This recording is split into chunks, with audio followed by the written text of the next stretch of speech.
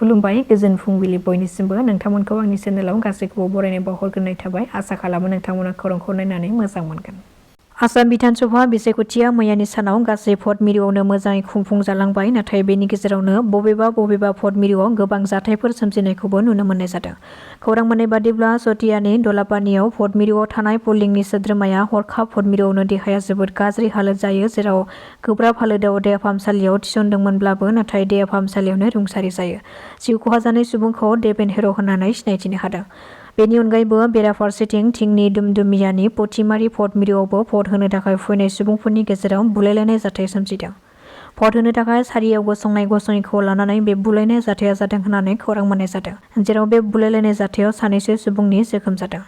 मैया बिसायख'थिनि जोबथा समसिमहालागै क'क्राझार जिल्लायाव 5 रिंगासिम भट आजावनायनि हारआ फारियै क'क्राझाराव 85.9 जौखोन्दो, दतमायाव 85.83 जौखोन्दो, क'क्राझार बियाबाव 82.31 जौखोन्दो, बावखुंग्रियाव 87.74 जौखोन्दो आरो पर्बतझरायाव 90.49 जौखोन्दोसिम सौहैदों। मेट्रिक आनजाद लिरगिरि फरायसाफोरनि थाखाय गोजोनथाव खौरां। दिनै मेट्रिक आनजादनि फिथाइखौ फोसावगोन। फुंनि 10 रिंगा जानाय लोगो लोगो फरायसाफ्रा अनलाइननि गेजेरजों गावबा गावनि मबाइलनि गेजेरजों गावनि फिथाइखौ नायनो हागोन। मख'नो गोनांदि देग्लाय 2026 मायथाइनि मेट्रिक आनजादाव गासै 4 लाखनिबो बांसिन फरायसाफ्रा मेट्रिक आनजादाव जिरायदोंमोन। भट मिरुआव भट होनो थाखाय फैबाय थानाय समावनो बिमा फिसाज्लानि जिउ खहा।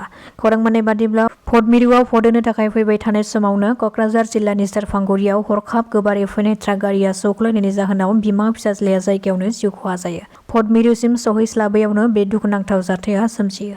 बे गिख्रंथाव जाब्रबथायाव जिउ खहा जानाय सानै सुबुंखौ क'क्राझारनि लुंसुं हाग्रा ओनसोलनि थागिरि फुलमनि टुडु आरो बिन'द टुडु होननानै सिनायथि होदों।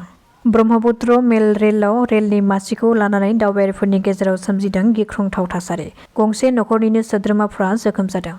खौरां मोननाय बादिब्ला खारबाय थानाय ट्रेनाव मासिखौ लानानै जानाय मोनसे फिसा नांज्लायनायानो गिख्रंथाव महर लादों। ब्रह्मपुत्र मेलाव मासिखौ लानानै नांज्लाय खमज्लाय जानाय दावबायारिफोरनि गेजेराव हिंसायारि दाङाबाजियाव सोलायदों। बे जाथायाव गंसे नखरनिनो गोबां सोद्रोमाफ्रा गोब्राबै जोखोम जादों होननानै खौरां मोननाय जादों। मख'नो गोनांदि रेलगारिया फकिराग्राम रेल स्टेशनाव सौहैनाय लोगो लोगो जोखोम जानाय नखरा रेल बिफाननो खौरां हरो। फकिराग्राम जिआरपिआ थाबैनो राहा लायो आरो बे जाथायजों सन्देह गोनां गोबां सुबुंफोरखौ एरेस्ट खालामो। खौरां मोननाय बादिब्ला सन्देह गोनां सुबुंफोरखौ फकिराग्राम जिआरपि स्टेशनाव सोंनाय फिन्नाय खालामगासिनो दङ आरो रेलवे पुलिसआ गासै जाथायनि सायाव नायबिजिरनायखौ जागायदों आरो दायनिगिरिफोरनि हेंथायै गोख्रों आयेनारि राहा लानो थाखायबो फोसावदों। तामुलपुर कुमारिकाटानि फानबारियाव बिजेपिनि सोद्रोमाफ्रा इउपिपिएलनि सोद्रोमाखौ सिलाइजों गुलि गावनाय जाथायखौ लानानै बिटिसिनि चिफ हाग्रामा महिलारिनि खेंफोरथि। बिथाङा फोरमायथिदों दि तामुलपुराव जा जाथाय जादों बेखौ आंबो खोनादों बेनि सायाव नायबिजिरनाया जानांगौ। बे जाथायखौ लानानै नायबिजिरनाया मोजां बेखौ आंबो लुबैयो नाथाय बेबादि जाथाया जानो नाङामोन। जाय सुबुङा बे जाथायनि दायनिगिरि बेयो आयेन बादियै साजा मोननो नांगौ बेखौ आंबो लुबैयो होननानै बुंथियो हाग्रामा महिलारि बिथाङा। बिसायख'थिया जोबनानै थांबाय नाथाय मैया बिसायख'थिनि समावनो आरोबाव हिंसायारि गाग्लोबनाय जाथाय। अजद होनाय बादिब्ला गसाइगाव बिपिएफनि मावथिफ्रा इउपिपिएलनि मावथिखौ गाग्लोबदों। बिपिएफ दोलोनि मावथिनि हेंथायै गाग्लोबनायनि अजद दैखांदों इउपिपिएलनिफ्राय।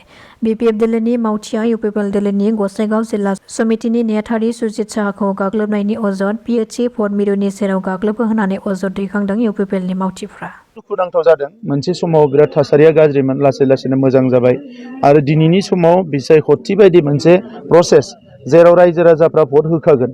नोङो मिटिं खालामदों, आपिल खालामदों, रिकुवेस्ट खालामदों बायदिसिना बिनि उनाव रायजो राजाफ्रा भट होखागोन। दा बेवहाय थांनानै मोजां मोनसे परिबेसाव AK-47 लानानै गुलि गावहैनाया बियो जोबोद दुखुनांथाव जादों। आङो बेखौ कन्डेम खालामो आरो जों खावलायदों प्रसासनखौ जे बिनि सायाव एक्सन लानांगौ। मानोना बिसायख'थियाव एफा एनै हिंसा जायो खिन्थु गुलि AK-47नि गुलि गावगोन बेथ' गोरलै बाथ्रा नङा। दा नंखायनो बेफोरबायदि जि माने दुथां आखुनि मानसिफोर बिसोरखौ आयेनगत बेबस्था लानांगौ बेखौनो जों खावलायो। जों बेवहाय थांनानैथ' मिथिदों बिजितगोरा नार्जारी बिथांनि दैदेननायावनो टिम थांदोंमोन होननानै। दा पुलिसा जिता इनकुवारि खालामगोन ओंखारगोन सोर दङ सोर गैया। मन्थ्रिया साबसे मोनो मोना बेयो रिजाल्ट ओंखारग्रोथों। रिजाल्ट ओंखारनानै जोङो रायज्लायगोन MDA हिसाबै जों रायज्लायगोन। बिपिएफआ साबसे मोनो सोर मोनो बिनि सायाव जोंहा सावरायनांगौ दं सावरायगोन। दा जोङो जेबो बुंनो हाया।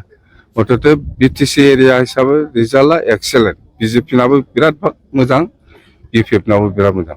मैया तामुलपुराव जिखिनि घटना जादों बेखौ आंबो खोनानानै गोसोआव दुखु मोनदों। बेयो जानो नाङामोन। जायखिजाया आं बिनि सायाव तदन्त जानाया मोजां बेखौ आं लुबैदों। आङो चिफ मिनिस्टार सारखौबो आं बुंगोन जे कालप्रिट बेखौ हमनांगौ, बे आंनि दाबि।